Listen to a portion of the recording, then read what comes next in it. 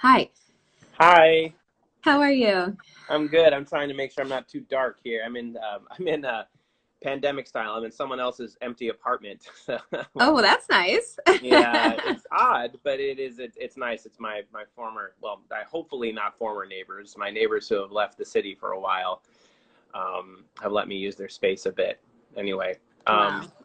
hi. I heard that a lot of hotels now are now having people come in just to do Zoom calls and things like that. Oh, that's interesting. Yeah, yeah. Everyone's got to get creative. How Yes, are you? exactly. I'm good. How about you? I'm doing okay. Thanks. Thanks for I having me feel, on.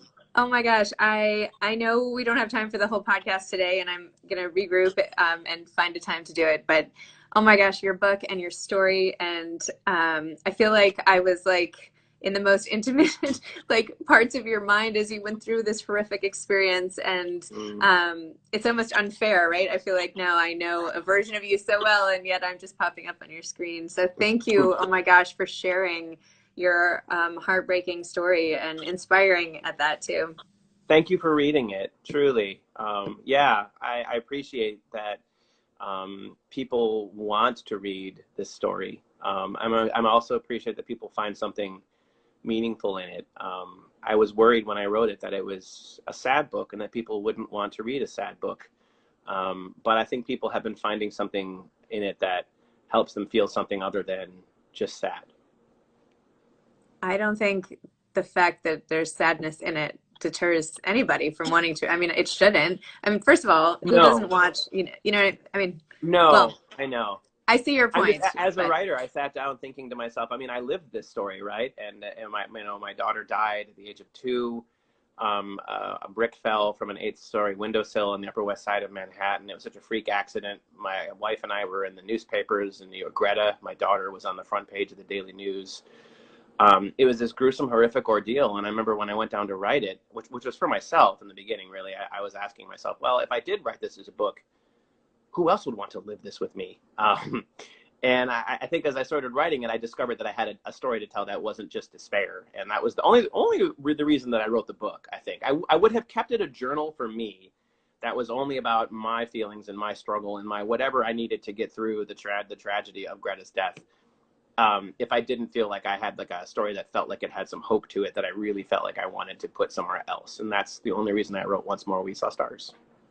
wow. And how did it help you to write it? So much. I mean, yeah, I feel very luck is a weird word to use in a situation where you've had trauma.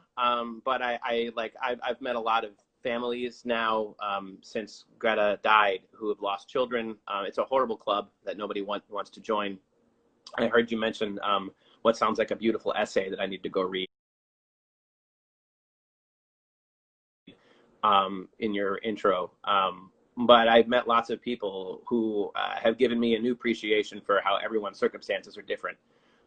You're talking to me here about my book and therefore about my daughter and about my life and about all these things. And there are many people out there who don't get anyone asking them any questions about anything that happened to them. There are people who have to, especially now during this horrible pandemic, there are people who've lost loved ones who don't get to even be in the same room with their families. So I've been very aware of what this book has been able to do for me and maybe hopefully for people who read it. Well, there's just something so fundamental about love and connection and parenthood, and the way you wrote it too shines a light on things that I hadn't thought. Like you hear about these things in a vacuum, and I do remember reading in the paper about Greta's death and how awful, and yet there was all this stuff about organ donation and the ins and outs. What is it like to be trying the poor the woman who you felt bad sort of getting frustrated with when she was trying to match all these different organs all over Yeah, and what was on her plate and how you were dealing and right. holding on to it. I mean, it was like, oh my gosh, but how eye-opening that whole thing was. I mean, even Interesting. just organ donation now, I have a whole new philosophy on than I did before. Right. That's interesting to hear, actually, Zibby. That's interesting to hear someone comment directly on that portion of the story because it happened so early. It's such a gruesome part of the early part of Greta's death. A lot of the discussion has revolved around what happened after she died. So it's very interesting to hear you zero in on something meaningful that happened in that particular time. Well, That was just obviously the hardest section of yeah. the book to write, but I had to write it first. Is the first part I wrote. Well, it's like you took us all with you. It's like we were all in there with you for each moment. And um, I don't know. I mean, do you have a view now? I mean, I know you had to make this decision, and I know actually Suzanne Falter, who I mentioned in my introduction, also has now become a outspoken advocate for organ donation after the loss of her daughter, who died at I think 19 or 21 or something. But now that you've gone through this, are you like a staunch advocate for that, or have you not even thought about it? Because No, I wouldn't say I haven't thought about it. I made a face because I think the word staunch advocate, it's hard because I feel like in a way, I've been so public. I wrote this book about all my feelings and I put them out there. And the way I've also been so private, I haven't wanted to be the public face of anything other than Greta's story. So I wouldn't think it was accurate to say that I have become something like a advocate just because I haven't done anything. You know, I put the story in the book, and I can say to you that I believe in organ donation.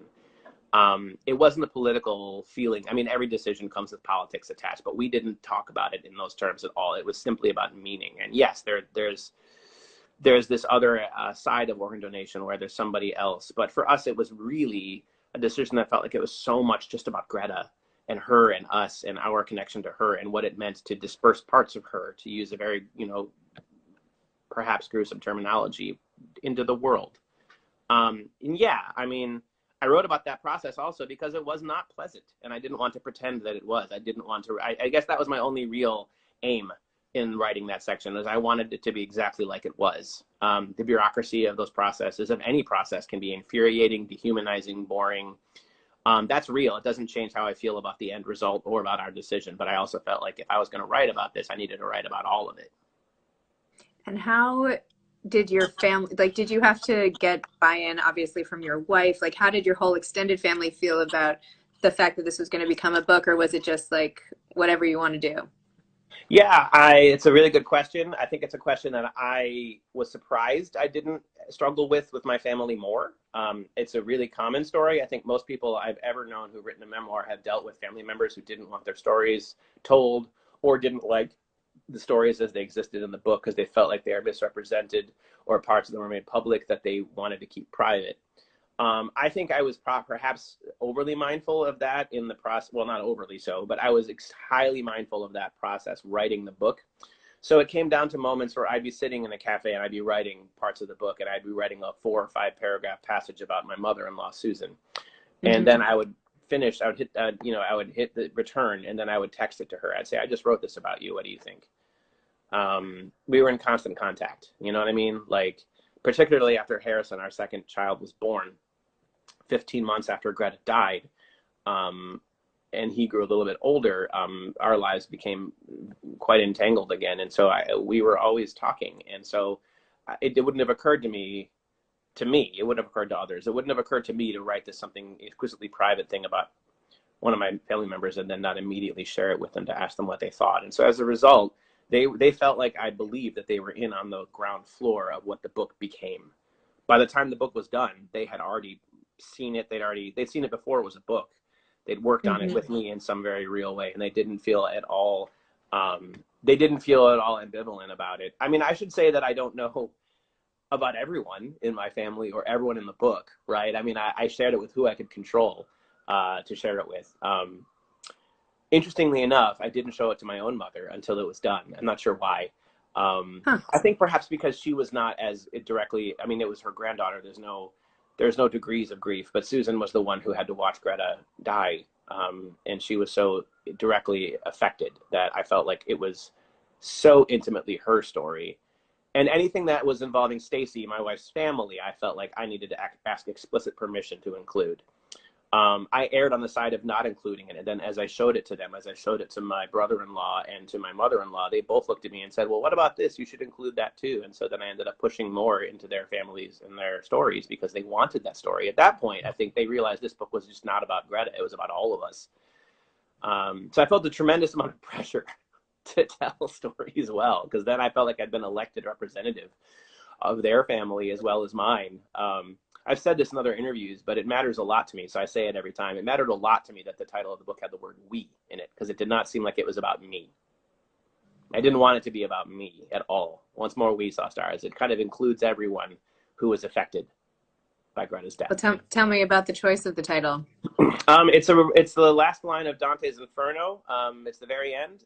Virgil and Dante have already climbed up from the bottom of hell, the very ninth circle, and they're not out of hell. They are climbing a passageway, and they see a glimpse of the sky at the other end of the tunnel, and that is where they see the stars. And once again, we saw stars.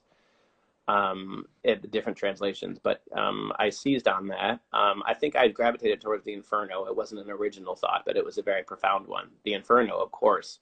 And I started with the beginning, and I realized that In a Dark Wood was both cliched and also the name of a book that had just come out. No offense to that book, great book, and it would have been a great title. Cliched mostly because someone had already used it, and I said, well, I can't use that. So what else in the Inferno? And, you know, it was my wife who said, well, you looked at the beginning of the Inferno. What happens at the end? And we looked at the end, and we saw that line, and she looked up, and she said that to me. She said, once again, we saw the stars. And then from there, we figured it out. It was very uncanny. It was a part of the book's creation. It was not something slapped on. It felt like it became a part of the story as I was writing it. I had the title with the book proposal, which is unusual, and it stayed the title once the book was sold, which is even more unusual. And that felt like something about it was meant to be. It was inextricable from the story, you know? So that's the story. And how do you feel now that this is coming out in the world and you have to like go on the circuit and kind of talk about your most private and emotional moments, like just, you know, hop on Zoom and, you know, your whatever, Instagram Live, and now share all your feelings. Like, how has that been? Must be so complicated. Walking into this room, to speak in metaphorical terms, feels differently than walking into some other rooms. I've been invited by you because I know that you've read the book. You read everything in there. And like you said, you've been already privy to some of the most intimate moments that I've had. So I don't really feel like I have a lot to explain, right? I've had a lot of those moments. Anyone who read the book has already accessed the most private parts of my psyche in those times. And whatever else there is, I don't have anything I need to worry about hiding anymore. So those conversations, and also I feel like the book is this thing in front of me that becomes almost like a goodwill ambassador. People like the book, and then I feel like comfortable talking to them. It's okay, you know. It's okay. I'm already feeling in a safe place to talk about whatever it is there's to talk about. It's harder the hardest conversations I have in my life are the ones that aren't like this, that aren't about deep meaning or about what my loss felt like for me. I mean, they're the ones that everyone has in their normal life, where someone doesn't know anything about me and they ask me a very simple and innocent question about my family, my children. If Harrison's an only child, oh, I'm an author, I wrote a book. Oh, what's your book about? What's it called? Those are the moments where I come up against having to introduce the story of my life as well as explain what I did with it. And those moments are hard. They're hard for all bereaved parents. They're hard for bereaved parents who haven't written books. They're hard for all bereaved parents. You have to explain so much about the messiness of your life to someone who did not expect that at all. And those moments are hard. You know, they just are. Wow. Well, thank you so much for coming on and talking to me today, and thank you for inviting going me. Across the hall and making the time, and mostly though for deciding not to keep this as a journal, because I think it's so important that it's out there, and I know how much it touched me and how much it's going to help other parents.